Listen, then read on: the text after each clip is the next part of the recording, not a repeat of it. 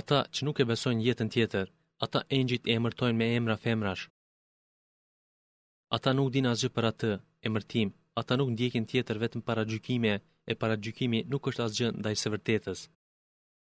Andaj ti largohu prej atij që ja ka kthyer shpinën Kuranit dhe që nuk do tjetër vetëm jetën e dynjas. Ajo është e tërë dituria që kanë arritur, e Zoti yt di është ai që di më së miri për atë që është larguar nga rruga e tij dhe ai di më së miri për atë që është në rrugën e drejtë. Dhe vetëm të Allahut janë çka në qiell dhe në tokë, për të shpërblyer ata që bën keq me të keqen e tyre dhe për të shpërblyer ata që bën mirë me të mirën e tyre. Ata që largohen prej mëkateve të mëdha dhe prej punëve të ndyta, përpos ndonjë pune të imët, s'ka dyshim se Zoti yt është që gjerësisht përfshin me falje, se ai di më së miri për ju edhe para se t'ju krijoj, edhe kur filloi krijimin tuaj nga dheu, edhe kur ishte të fshehur në barqet e nënave tuaja, pra mos lavdëroni veten, se ai e di kush është më i ruajtur. A i ke par atë që u zmbrap prej fes, që dha pak e pastaj e ndërpreu? A mos është që tek ai ka njohuri për të fshehtën, çështjen e dënimit në ahiret dhe ai po e ditka? Apo nuk është informuar me atë që është në fletushkat e Musait dhe të Ibrahimit që gjithnjë i plotsoi obligimet, që në to shkruan se askush nuk e bart barën mëkatin e tjetrit, dhe se njeriut nuk i takon tjetër vetëm se ajo që ka punuar, dhe se mundi i tij më vonë ditën e gjykimit do të shihet. Pastaj ai shpërblehet me shpërblimin më të plot, dhe se kthimi i fundit do të jetë e Zoti yt, dhe se ai bën për të qesh dhe bën për të qarë, edhe se ai është që jep vdekje dhe jep jetë, gjallëri. Dhe ai është që krijoi llojet, mashkullin dhe femrën, nga pika e farët që hidhet, dhe se atij takon gjallja e tjetër, ringjallja në ahiret, dhe se ai është që pasuron dhe varfëron, dhe se ai është Zoti i Shiras, ylli polar që e adhuronin, dhe ai e shkatroi Adin e lashtë, edhe Thamudin që prej tyre nuk mbeti më, edhe popullin e Nuhut më herët, vërtet ata ishin edhe më zullumqar dhe më renegat. Edhe Mutefikën, vendbanimin e popullit të Lutit, e lëshoi prej së larti, e i përfshiu ata ajo që i përfshiu. Pra cilës së mirë të Zotit tënd i ke dyshim? Ky Muhamedi është një qortues i llojit të qortuesve të parë. E afërta është afruar Kiameti.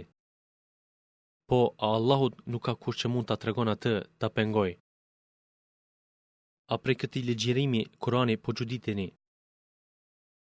E po qeshni dhe nuk po qani? Madje edhe e zëni në asgjë. Pra, bini në sejdë për Allahun dhe adhuroni-e. Me emrin e Allahut, Mëshiruesit, Mëshirbërësit. Momenti i katastrofës së përgjithshme është afruar, e hëna është qarë në dysh. Po ata i dhujtarët, edhe nëse shohin ndonjë argument mrekulli, zbrapsen e thonë, kjo është magji e vazhdueshme. Dhe përgënjeshtruan e ndoqën dëshirat e veta për çdo çështje arrin cakun e fundit. Atyre u patën ardhur aso lajmesh të popujve të lashtë, ku ka mjaft qortime për ata që kuptojnë. Urtësi e përsosur është Kurani, po sa bëjnë dobi qortimet. Pra, largohu prej tyre ditën kur thirrësi Israfili kumton një send të tmerrshëm.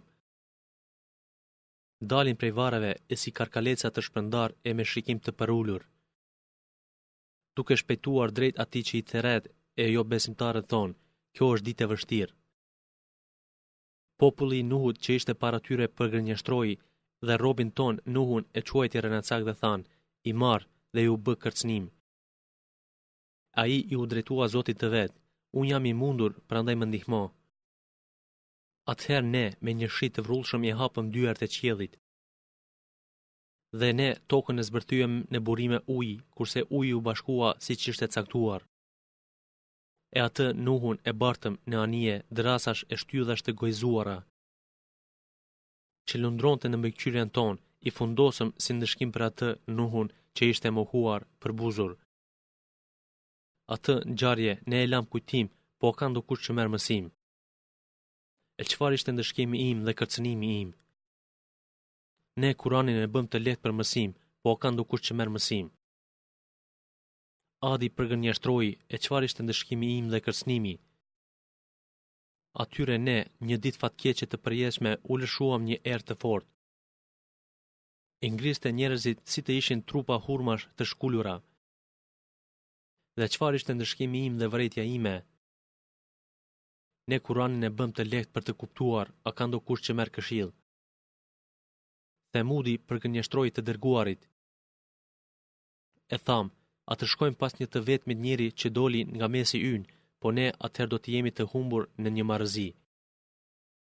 A ati nga mesi joni ju dha shpallja, jo, por ai është një gënjeshtar mendjemadh.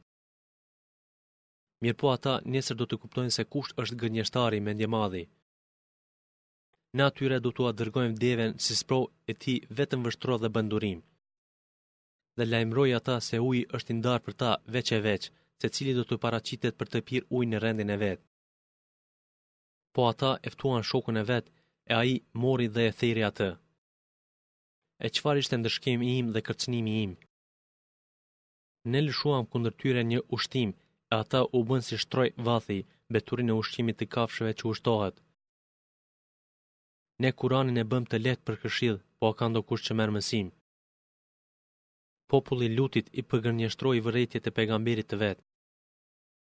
Ne atyre përveç familjes së Lutit, të cilën e shpëtuam para se të agonte, u lëshuam një erë që solli gur mbi ta. Shpëtimi ishte një mirësi nga ana jon, ashtu ne shpërblem ata që falendrohen. Ai Luti u patërhequ vërejtjen atyre për dënimin ton të rënd, por ata dyshuan në ato kërcënime. Ata deshën t'u afrohen mysafirëve të tij, ne u averbëruam syt atyre, pra përjetonin dëshkimin tim dhe qortimet e mia. E atyre në një mëngjes të hershëm u erdhi dënimi i përhershëm. Pra vuani e dënimin tim dhe qortimin tim. Ne Kuranin e bëm të lehtë për të studiuar, a ka ndokush që merr përvojë nga ai. Edhe rrethit të faraonit i patën ardhur shumë vërejtje. Ata i përgënjeshtruan të gjitha argumentet tona, prandaj ne i dënuam ashtu siç është dënimi i një ngallnyesi i një fuqiploti. Ajo besimtarët tuaj janë më të vlefshëm se ata që u përmendën, apo ju keni ndonjë kontratë në librat e qiellit? A mos po thonë, ne jemi një grup ngallnyes tokë të bashkuar. Grupi do të pësojë disfat dhe ata do të kthehen prapa. Por jo, afati i tyre është kiameti, e kiameti është edhe më i vështirë, edhe më i hidhur. S'ka dyshim se idhujtarët kriminal janë edhe në një huti edhe në zjarr të madh. Ditën kur me fytyrat e tyre do të tërhiqen zvarr në zjarr, vuani e dënimin Sekar, emër i një xhehenemi. Ne çdo sen kemi krijuar me mas të caktuar. Puna jon në krijim është e shpejtë sa qel e mshel syt. Ne, ata që ishin si ju, i shkatruam, a ka ndokush që merr mësim. Dhe çdo gjë që ata e punuan gjendet e shkruar në shënime. Dhe çdo vepër, qoftë e vogël dhe qoftë e madhe, është radhitur, evidentuar në Lehvi Mahfudh. Është e vërtet se të devotshmit do të jenë në xhenete e në lumenj. Në një vend të kënaqshëm, te sunduesi i plot fuqishëm, te Allahu. Me emrin e Allahut, mëshiruesit, mëshirbërësit. Rahmani, mëshiruesi, Zoti ynë. Ai i mësoi Kur'anin. E krijoi njeriun. I mësoi atij të folurit, të shprehurit, të shqiptuarit. Diell dhe hëna udhtojnë sipas një përcaktimi të saktë. Edhe yjet edhe bimet i bëjnë për ulje dëshirës së Rahmanit. Ai e ngriti edhe qiellin dhe ai vuri drejtësinë. Që të mos kaloni kufirin në drejtësi.